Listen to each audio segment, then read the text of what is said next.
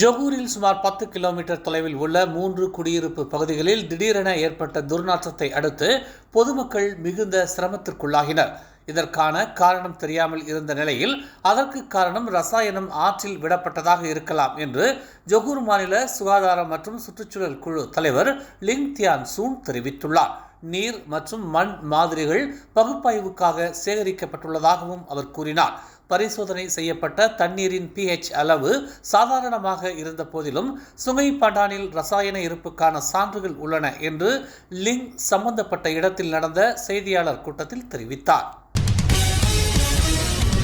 2011ஆம் ஆண்டு முதல் இந்த ஆண்டு வரை பஹாங் மாநிலம் முழுவதிலும் இருந்து கைப்பற்றப்பட்ட 5 லட்சம் வெள்ளி மதிப்புள்ள பல்வேறு வகையான போதைப் பொருட்களை பஹாங் காவல்துறை அப்புறப்படுத்துகிறது.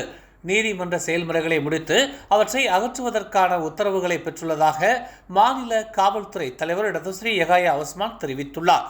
நெகிரி செம்பிலான் புக்கிட் பெலோண்டோக்கில் சான்றளிக்கப்பட்ட ஒப்பந்ததாரரால் நாளை காலை அகற்றும் செயல்முறை நடைபெறும் என்று அவர் கூறினார்.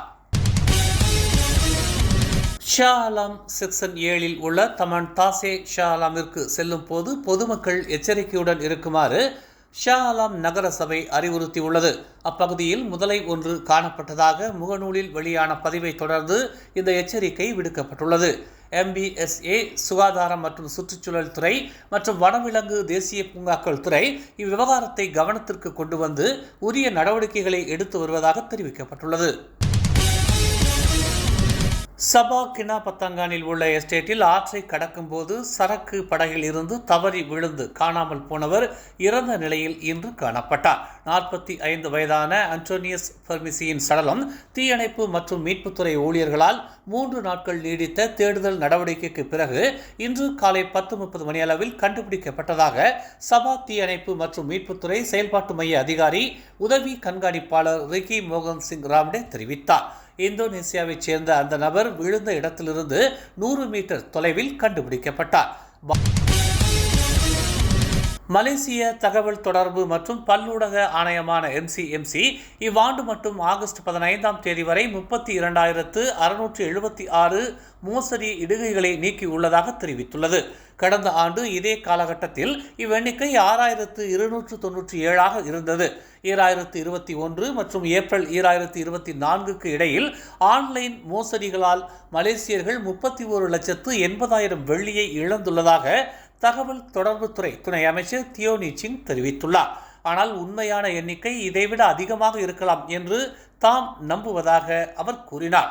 சமூக ஊடகத்தள வழங்குநர்களுடன் தொடர்ச்சியான முயற்சிகள் மற்றும் ஈடுபாடு இருந்த போதிலும் அதிகரித்து வரும் வழக்குகள் மற்றும் அதனுடன் தொடர்புடைய இழப்புகள் சைபர் கிரைம்களில் ஆபத்தான உயர்வை காட்டுவதாக அவர் சுட்டிக்காட்டினார்.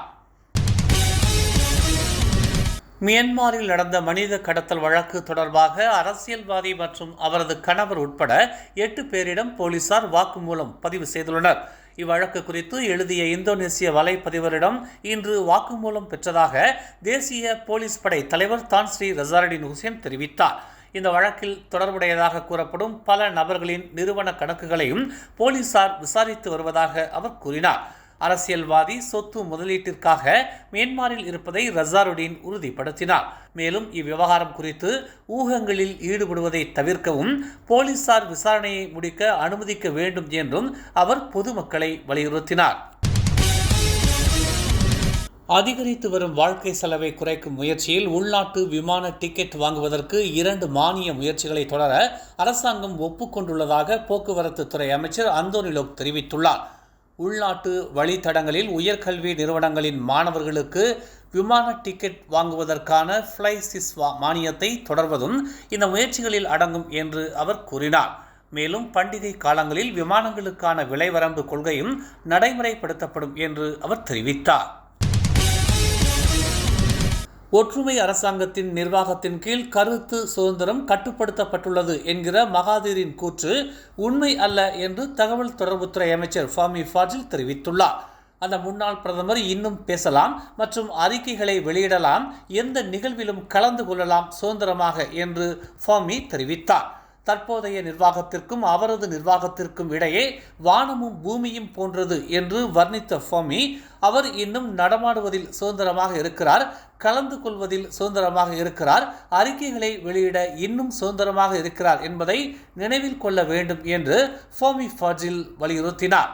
அவரது காலத்தில்தான் செய்தித்தாள்கள் மூடப்பட்டன, சாலையில் ஆர்ப்பாட்டம் செய்தவர்கள் அடித்து கைது செய்யப்பட்டனர், உதைக்கப்பட்டனர் என்று அவர் கூறினார். மேலும் சிறையில் பலர் அடைக்கப்பட்டதை தாம் இன்னும் நினைவில் வைத்திருப்பதாக அவர் இன்று செய்தியாளர் கூட்டத்தில் தெரிவித்தார். கடந்த வாரம் நாட்டில் கருத்து சுதந்திரம் இல்லை என்று கூறி அரசாங்கத்தை மகாதீர் விமர்சித்தார். இதற்கு பதிலளிக்கும் விதமாக ஃபோமி ஃபாஜில் இதனை தெரிவித்தார். மேலும் செய்திகளை தெரிந்து கொள்ள தமிழ் மலர் நாளிதழை பாருங்கள்.